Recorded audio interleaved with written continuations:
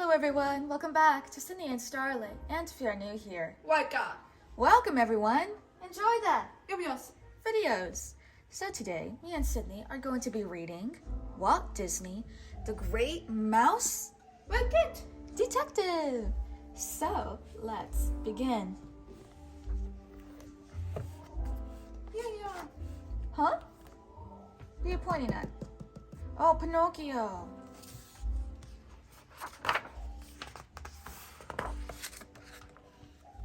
Once upon a time, in the kingdom of mice in England, reigned a queen called Mouseteria.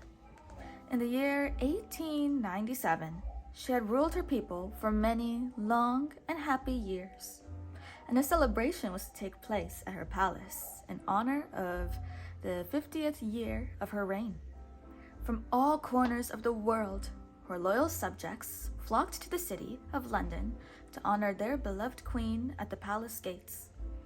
The most courageous of them was Dr. Dawson. He had traveled all the way from India on rough and dangerous seas, fighting ferocious winds for many, many months. He arrived at last on the eve of the celebration. Nearby, another special day was being celebrated. Little Olivia had just turned 10. Her father, Flavisham, was a reputed toymaker. For his daughter's birthday, the clever toymaker had made a mechanical mouse. Though it was made of cardboard and paper, the mouse could nod its head and move its tail and little feet just like a real one. "It's a mechanical mouse," Flavisham explained to the wide-eyed Olivia as he set it dancing. No sooner had he spoken these words when a huge shadow swept across the room. An ugly bat with huge wings crashed in through the window. "Hurry, Olivia! Hide in the closet!" shouted Flavisham. Olivia quickly slipped into the closet and watched the horrifying creature grab her father and fly away with him. Meanwhile, Dr. Dawson had taken a cab. After a few detours through the narrow streets, he called to the driver, "Let me off, please." With his bag in one hand and his umbrella in the other, he continued his journey on foot. Somebody had told him that not too far from there, he could rent a room. As Dawson crossed the street, he saw little Olivia. She was sitting on the curb of the sidewalk, weeping. "Why are you crying, little one?" asked Dawson. "They took my daddy away," she sobbed. "And the only one who could ever find him and bring him back is Basil, the great mouse detective." "Basil?" said Dawson, surprised. "I was just told to go to his house to rent a room. Why don't we go there together?" After a short walk, they reached Basil's house. It stood high on a hill in a very nice neighborhood. The housekeeper opened the door. "Good evening, ma'am. My name is Dawson. I would like to rent a room, please." "I'm afraid Mr. Basil isn't in yet, but he shouldn't be long. If you would like to wait, I'll make some tea," said the housekeeper. "Please, come in." Once in the house, they headed for the living room. The tea was good, but they waited for Basil for a very long time. All of a sudden, a beggar with an old ragged coat and a crumpled hat stormed into the room. In no time, off came the coat, the hat, the false beard and nose, and who appeared but Basil! Little Olivia couldn't believe her eyes. "To lead a successful investigation," explains the housekeeper, "Basil must go undercover. Yesterday he went out as a priest, and tomorrow, well, he'll go out as a bride. Tonight, I'm a crack shot," Basil said, and he fired his gun. He glanced over at Dawson. "Your name is Dawson, isn't that right?" he asked. You love pudding, but you're not too keen on walking. You just came back from India for the Queen's anniversary, and you are looking for a room to rent. You're entirely right. How did you guess all this? Asked Dawson, taken aback. Elementary, my dear Dawson. That's my job, replied Basil. With that method, do you think you could find the ugly bat that took away my daddy? Asked Olivia. A bat? Questioned Basil. Describe him to me. He had big, bulging eyes and a wooden leg. There is no doubt whatsoever, Olivia, interrupted Basil, that the bat in question is Fidget. He sat down in his armchair and lit his pipe. Fidget is working for my archenemy, Ratigan, he continued. Ratigan believes he should be king, but he is only a rascal. We must find his hideout and rescue your daddy as soon as possible. Ratigan also lived in London, but in a hidden underground palace. He had gathered his subjects around his throne and was telling them his master plan. Everybody here knows who Queen Mousteria is, he said, holding up a picture of the queen. I have decided to kidnap her. We need a king to rule the mice, not a queen. And that king is to be me! Ratigan struck his chest. Tomorrow, at the celebration, we will make everyone believe she has chosen me as her successor. And how will you do that? Asked his subjects. One must be very clever indeed, he hissed. We shall put someone in her place. Hurrah! Shouted the crowd. Long live Ratigan! But Ratigan wanted more cheers, more hurrahs. Furious, he grabbed a poor mouse out of the crowd and summoned, with a little bell, Felicia, the fat palace cat who had weakness for mice. Eat this imbecile, Felicia, he ordered. In one quick bite, Felicia swallowed the poor victim. Now you know who is the king here, Ratigan said, striking his chest once more. Ratigan went to the dungeon where he held Flavisham prisoner. I want to be a mechanical mouse, roared the ugly rat. Flavisham, do as I tell you, or else. Never, cried Flavisham. I will never betray my beloved queen. We'll see about that, snarled Ratigan, and he left to find Fidget the bat. Meanwhile, night had fallen on the city. Olivia and Dawson were still at Basil's, wondering what to do. They had agreed that nothing could be done without first getting some evidence against Ratigan. Watch out! Olivia cried out suddenly. She had caught a glimpse of Fidget outside the window, but the bat had not spotted her. He was looking in the window. Then he turned away and walked down the street, she told her friends. What a stroke of luck! Let's go outside and look for footprints, suggested Basil. Basil was right. Fidget had left many footprints on the sidewalk. We can't mistake Fidget's footprints because of his wooden leg, explained Basil. But rain started to fall and the footprints disappeared, one by one. Look here, said Dawson, waving a cap in his hand. That must be Fidget's cap. He most likely dropped it as he walked, said Basil. Good work, Dawson. It's just a piece of evidence we need. I think I'll make you my partner, my friend. Only a dog can trace the owner of this cap, said Basil. Olivia jumped with fear. You needn't be scared, Olivia, said Basil. Toby is a friend and will help us find Fidget. His master is a colleague of mine, the famous Sherlock Holmes. When the three friends arrived at Toby's house, they slipped in through the air vent. Toby immediately smelled their presence. Hello, Basil. What can I do for you?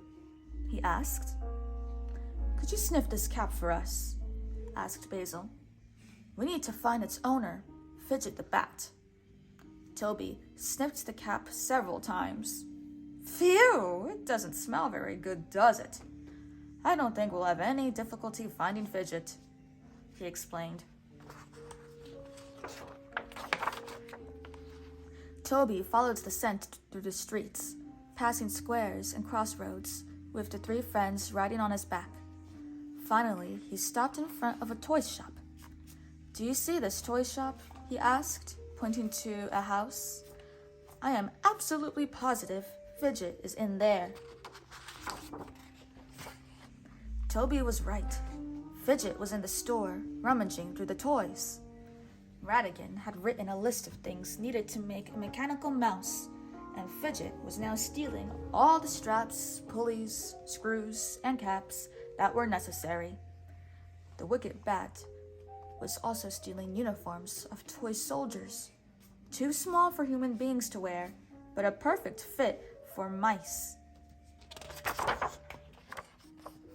Basil, Dawson, and Olivia wasted no time.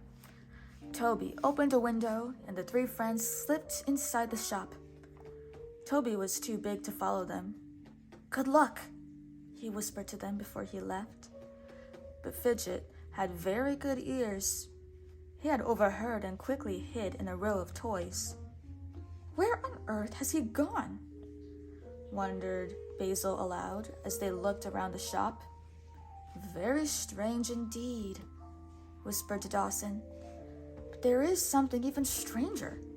None of these toy soldiers has any clothes on. Olivia answered with a scream. She had spotted Fidget behind some toys. Basil and Dawson were so startled by her scream that Olivia stopped dead in their tracks. Fidget grabbed Olivia and shoved her in his bag. Before anything could be done, the bat had escaped with Olivia through a hole in the roof.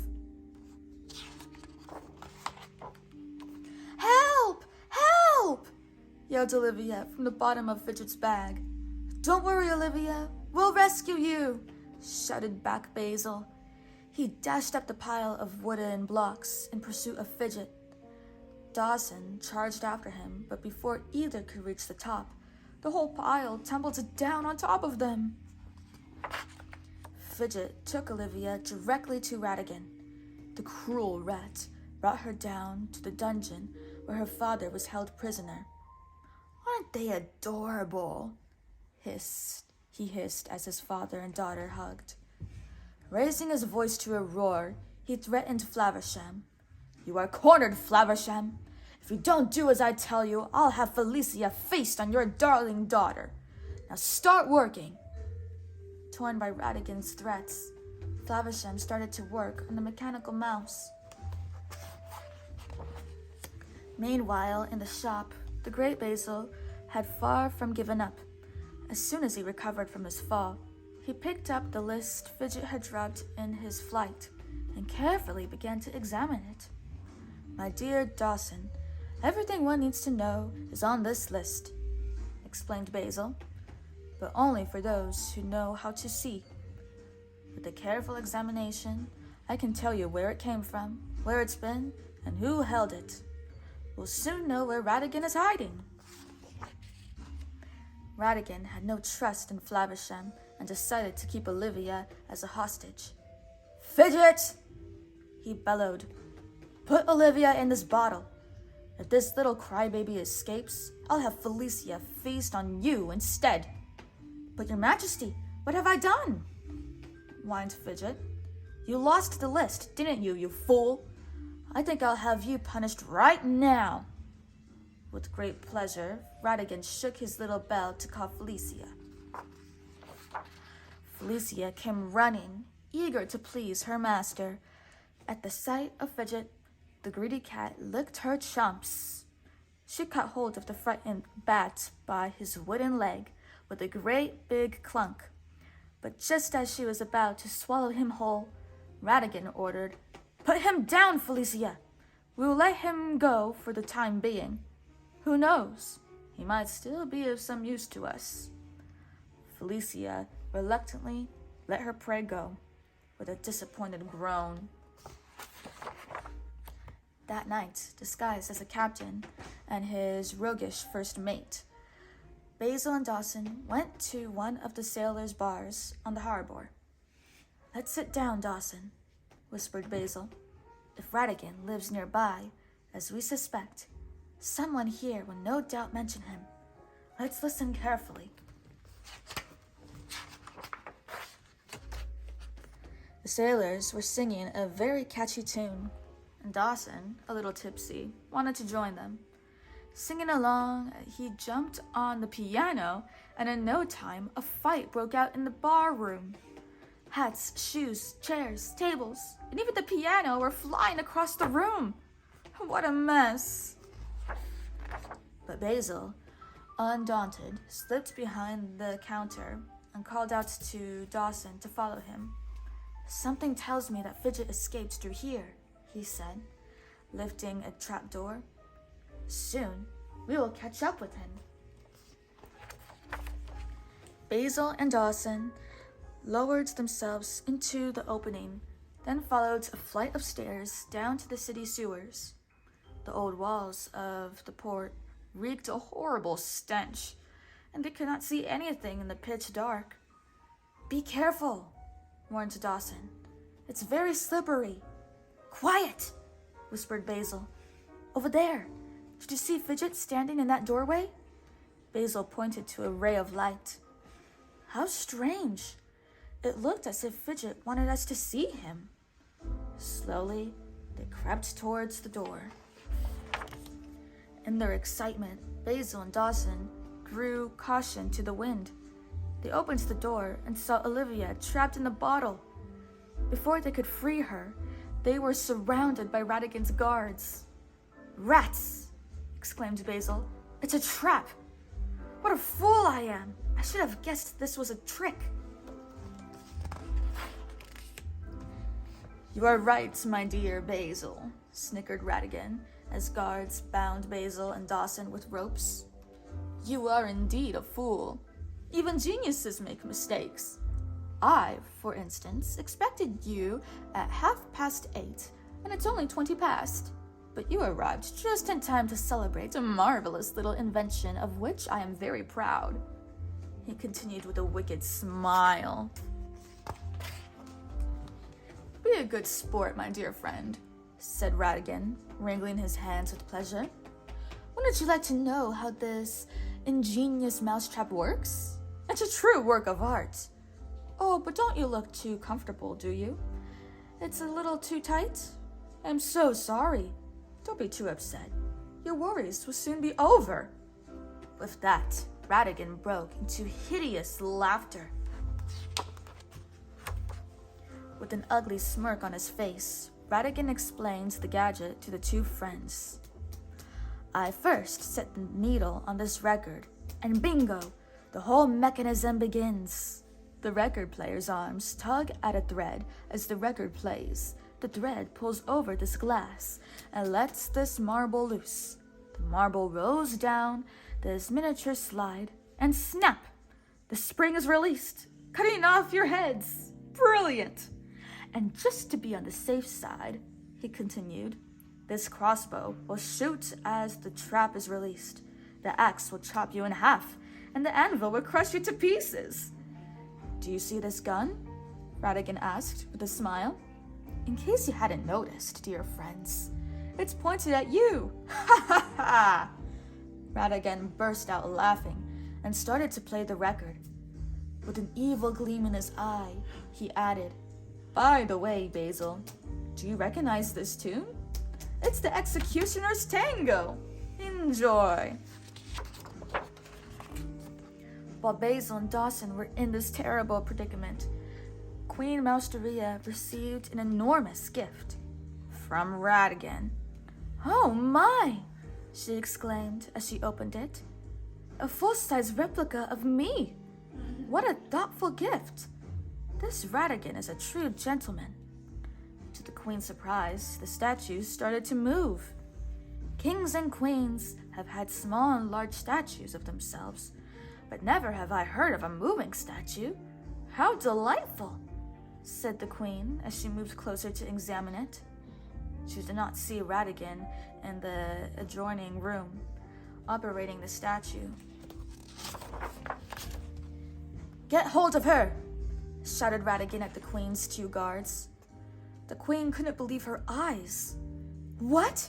My own soldiers? Stop! She yelled in vain. Little did she know that these were not her soldiers, but Ratigan's accomplices dressed with the costumes Fidget had stolen from the toy shop. Wasn't it a brilliant idea to steal these uniforms, Fidget? Asked the delighted Ratigan. But I was the one to carry out your idea, said Fidget. Shut up, you bat, snarled Ratigan. Without another word, Fidget picked up the queen and carried her away like a bag of potatoes. Back in Ratigan's secret chamber, Basil had an idea. Our only chance to release the spring before this dreadful music comes to an end. Let me think. Dawson, when I tell you, kick as hard as you can. Now! He shouted to Dawson, and they both started kicking. After a few kicks, the trap released the spring just in time from the marble to keep it from snapping off their heads. The axe fell right between them, cutting them free. Before the crossbow and gun could shoot them or the anvil crush them, the 2 friends had fled. Basil and Dawson rushed to free Olivia from inside the bottle. They found Toby, who had tracked them down, and rode on his back to the queen's palace as quickly as they could. At the palace, Fidget was about to throw Queen Mousteria into Felicia's hungry mouth. With a quick jump, Basil caught hold of the queen, while Toby, with a formidable roar, chased a terrified Felicia out of the palace. The queen was saved! Meanwhile, in the palace's meeting hall, the fake queen was addressing her people. My royal subjects, at 60 years of age, I am old enough to be a grandmother.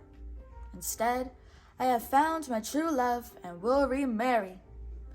Ratigan will soon become my husband. As a wedding gift, I wish him to reign in my place. The crowd was first surprised, but they trusted their queen, and soon the hall was filled with cheers and applause. They could not see Flaversham behind the stage, forced by Ratigan to operate the mechanical mouse. Ratigan entered the stage in a sumptuous royal robe. He smiled triumphantly at the crowd, waiting for their applause. But they had recognized him and shrunk back in terror. They knew that the chosen husband of their queen would not address them kindly. I, Ratigan the First, he shouted, King of the Mice, hereby declares slavery restored, a tax raise of 100%, and the immediately execution of all prisoners, to free the prisons for more offenders. Let me add, you peons, that I am most handsome, intelligent, and supreme being of this kingdom. You, by comparison, are a bunch of idiots, morons, and fools. Just as Ratigan finished his cruel speech, Basil, Dawson, Flaversham, and Olivia ran out onto the stage. Listen, everybody, Basil shouted. Ratigan is an imposter. With one swift kick, the mechanical mouse fell to pieces. The crowd was furious. This fat rat is a liar. Let's get rid of him. Everyone rushed to the stage, but Ratigan was quick as lightning. He swooped down, grabbed hold of the little Olivia, and escaped before anyone could catch him. Ratigan had thought of everything. Outside the palace gates, a small dirigible was waiting for him in case if something went wrong. He pushed Olivia into the basket and soon they were flying up toward the clouds. "He fooled us," sighed Dawson. Flavisham nodded sadly in agreement, but Basil had and collapsed with grief on the ground. But Basil was already hard at work building a second dirigible out of wooden planks, children's ballroom balloons, and the Queen's flag. In no time, they were flying up into the sky in pursuit of Ratigan. With the next gust of winds, they caught up with Ratigan's dirigible. "There is only one solution. I've got to jump into their basket," said Basil. "But that's impossible," cried Flavisham. "He's right. You can't possibly do that," seconded Dawson. But Basil had already jumped. He landed right next to Ratigan, who was so surprised that he let go of the dirigible's steering wheel. "Watch out! The clock tower!" shouted Dawson and Flavisham. But it was too late. The dirigible crashed into the clock tower. Ratigan let go of Olivia, and she fell into the clockworks. "Don't worry, Olivia," shouted Basil after her. "I'm coming." Grabbing hold of a rope, Basil swung to where Olivia had fallen. He tied the rope around her with a strong push. He swung her to her father in the dirigible.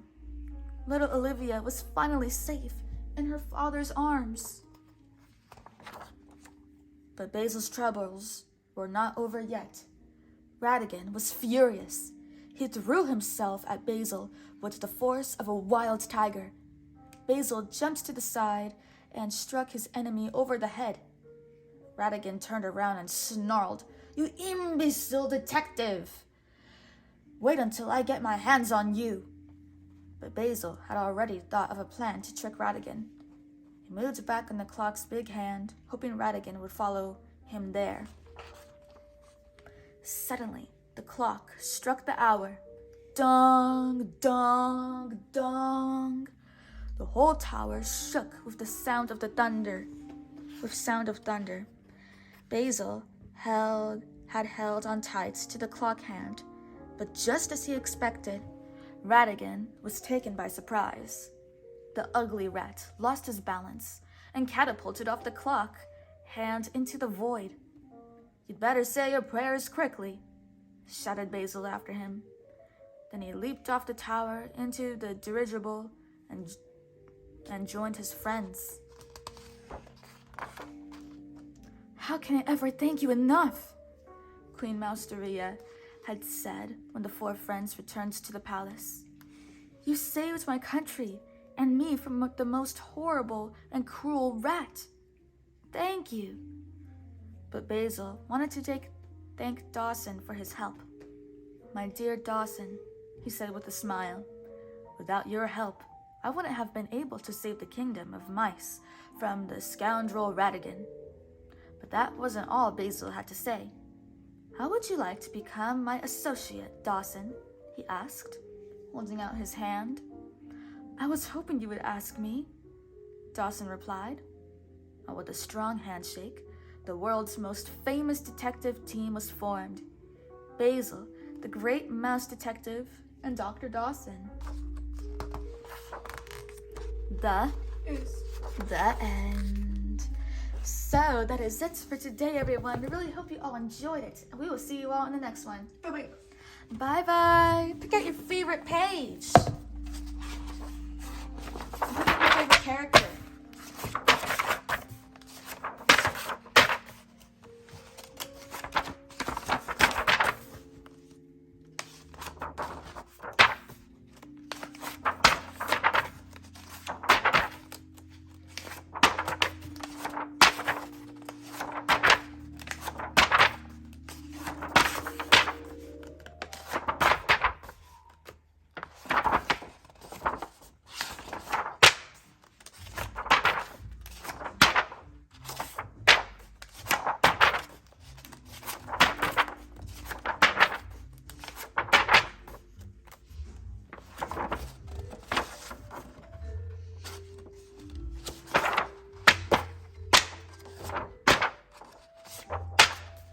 Get your favorite character.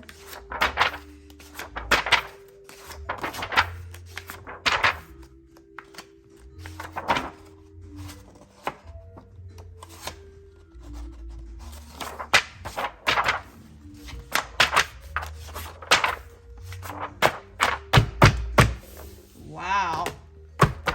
Who's your favorite character? Wait. Oh, the queen? Oh, that's the queen. She's all tied up. All right.